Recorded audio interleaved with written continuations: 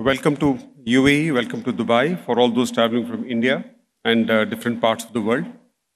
I'm indeed delighted to be here at this first News9 Global Summit. I think News9 represents the face of India's dynamic media and the vibrancy of the country, whether it is political, economic, or social. After earlier success in hosting a similar summit in Germany, I'm glad that News9 has now chosen Dubai, since the city, this country, symbolizes dynamism of a very different magnitude altogether. The UAE brings together people, the best of minds, best technologies, investments, and also provides a platform which encourages free flow of ideas.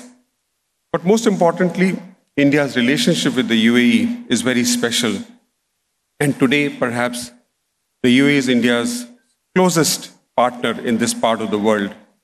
It is the first country in the region with which we signed a comprehensive strategic partnership agreement way back in 2017. You've already heard much about this from Honorable Minister for Petroleum and Natural Gas, Shri Hardeep Puri ji. Although India-UAE relationship is a very historical one, which began with trade in pearls and spices long back, today this relationship has reached very unprecedented levels of depth and maturity.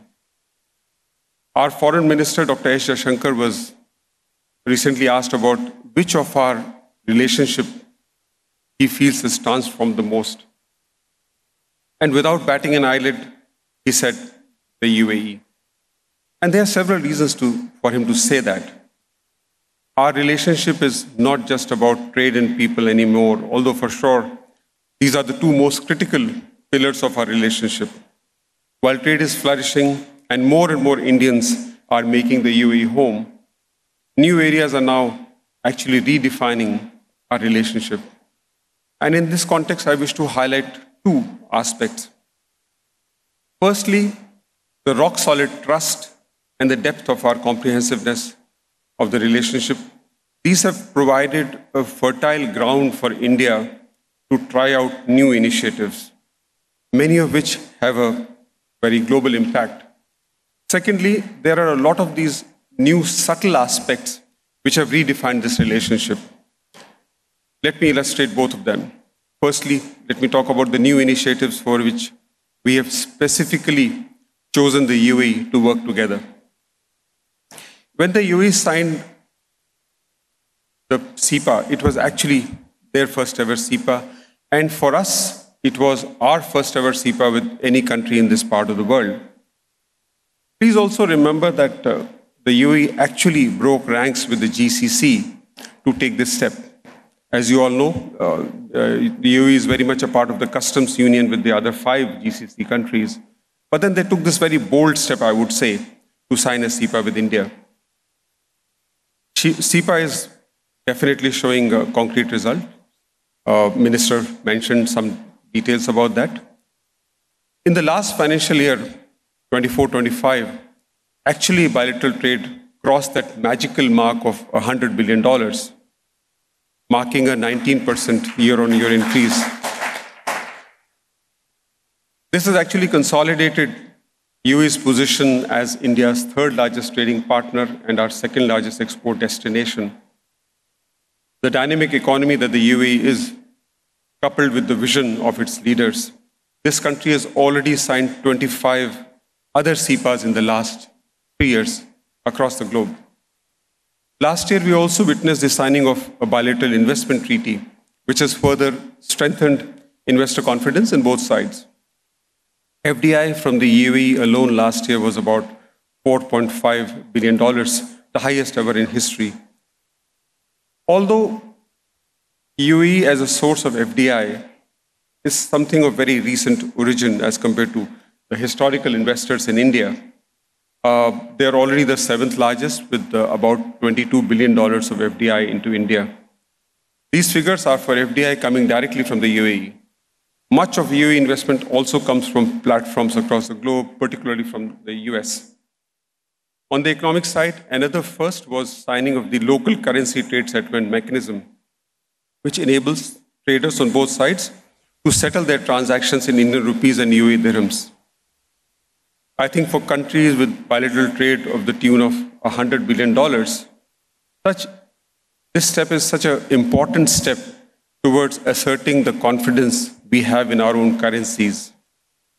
While I think across this room, we are all in favor of going green, but as far as currencies are concerned, I think to rely on our colorful currencies of India as well as the UAE, I think that's perhaps the way to go.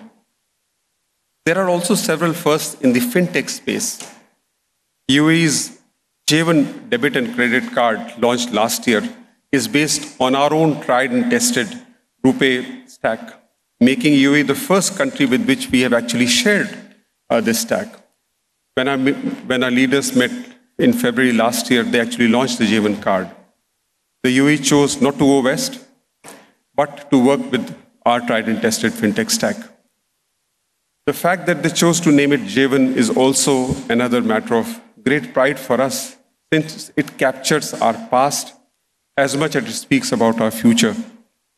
J1 is actually based on G1, which is the best grade of pearls, the oldest traded commodity between our two countries.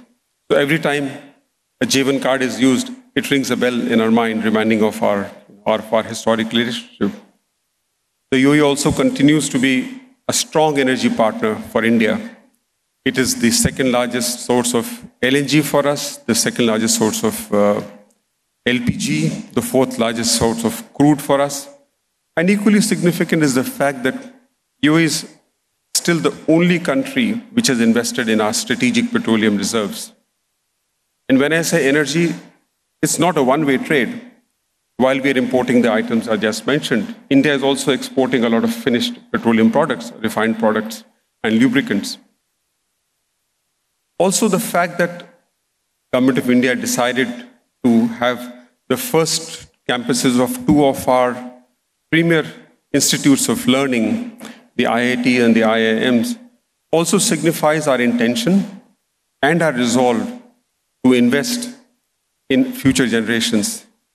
I recall a discussion very clearly between Dr. Jaishankar and President Sheikh Mohammed bin Zayed way back in December 2022, when Dr. Jaishankar pointed out that IIT is perhaps an institution with a global reputation, but with a national presence, and we want to take the brand overseas. But before Dr. Jaishankar could continue with the sentence, Sheikh Mohammed bin Zayed said that bring it to Abu Dhabi. And that's how, about a year ago, in January last year, we had the first overseas campus of IIT Delhi in Abu Dhabi. And within a short span of 1 year, the campus has already started BTech courses, MTech courses, PhD programs. And most importantly, it's well entrenched in the innovation ecosystem of this country. More recently, in April this year, just a few months back, during the visit of Sheikh Hamdan, the Crown Prince of Dubai, to India on the invitation of Prime Minister, another such initiative was announced, which is the setting up of IIM Ahmedabad branch in Dubai. And as we speak, the campus, the building is being renovated, being furnished, and the first course, MBA course, will actually start in September, in a few months from now. We'll also have a campus of the Indian Institute of Foreign Trade. Again, the first ever overseas campus of IAFT. It will happen in the India Pavilion in Dubai Expo City.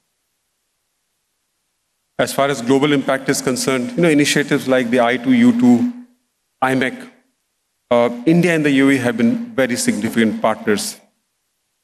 About the I2U2, some projects like the food security project, food park projects are well underway between the UAE and India. Even as far as IMEC is concerned, while the other partners in IMEC might be preoccupied with other issues, India and the UAE are clearly progressing very well. In February last year, we actually signed, in the presence of our leaders, intergovernment framework on implementing IMEC, and we are moving very well ahead to set up something which we call the virtual trade corridor. Work on this was actually announced during the visit of Sheikh Khalid, the Crown Prince of Abu Dhabi, in September, India last year. And it's not far, maybe a month from now, we should be able to set sail our first containers from Nhava Sheva in Kandla to Khalifa Port in Abu Dhabi and to Jebel Ali in Dubai. Let me also now come to this second aspect, the more subtle aspect, which is, I think, equally important. It has been mentioned in Minister's speech, as well as Mr. Barun Das's opening remarks.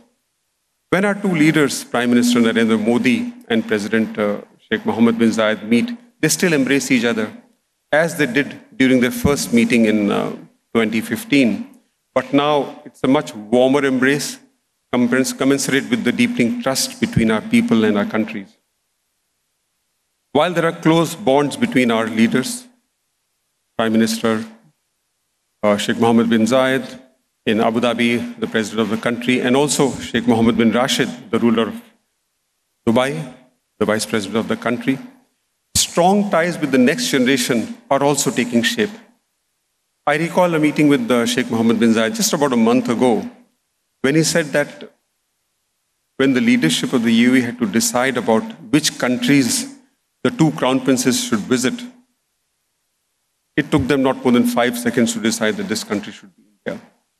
So that is another, a very different kind of aspect of our relationship, and which makes it very unique. And these visits, I must also share, are not merely symbolic visits. These are substantive visits, because during the visit of Sheikh Khalid in September last year, we took major initiatives in the nuclear space, critical minerals. The virtual trade corridor for IMEC was announced. Also, just a week before his visit, Sheikh Khalid made it a point to actually formally inaugurate the campus of IIT Delhi in Abu Dhabi. Similarly, for the visit of His Highness Sheikh Hamdan in April this year, that actually marked the 100th anniversary of the visit of his grandfather. So it's a very, it's a historical relationship for everyone to see. And in that visit, the IIM Ahmedabad campus was announced. Another very important announcement, again on the very subtle side, was setting up a hospital in Dubai for Indian blue-collar workers. And that really marks a recognition of what Indian community in general, whether it's our business people or our blue-collar workers, the contribution that they have to make in the growth and development of the UAE. Another of those subtle manifestations is the Babs Hindu Temple in Abu Dhabi. There is huge symbolism around it. Although this is not the first Hindu temple in this country, but this temple is a very subtle representation of the common ethos of India and the UAE, the ethos of harmony, the ethos of tolerance. And that's why Prime Minister Modi himself inaugurated this temple in February last year. Today is perhaps one of the most iconic things of this country, alongside, of course, Burj Khalifa and Sheikh Zayed Mosque in Abu Dhabi. But it's also one of the most visited places in this country. In the first year alone, about 2.5 million visitors visited Babs Hindu Temple. Even cricket, for that matter. Indian cricket actually seamlessly extends to the UAE. So whenever we are unable to stage matches in India or even some of our neighboring countries, it's always Dubai, Abu Dhabi and Sharjah which we turn to. You will recall the ICC Champions Trophy just a few months back when proudly our men in blue lifted the trophy.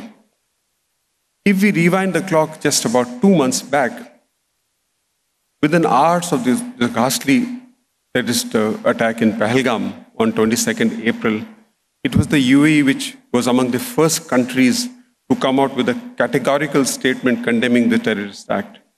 And in the weeks to follow, particularly during the escalation between 7th and 10th of May, our two countries, our leadership worked very, very closely. The rising number of Indians who have made the UAE their home symbolize how well accepted Indians are in this country and how much value we actually provide to the society and the economy of the UAE. The last count as of December last year was about 4.3 million, which is the largest number of Indian nationals anywhere in the world. That's where India-UAE relationship is today. All-weather friends trying to make a positive difference for our people, for our countries, and for the world. This is a relationship which is as much about the past as it is about the future. Thank you very much.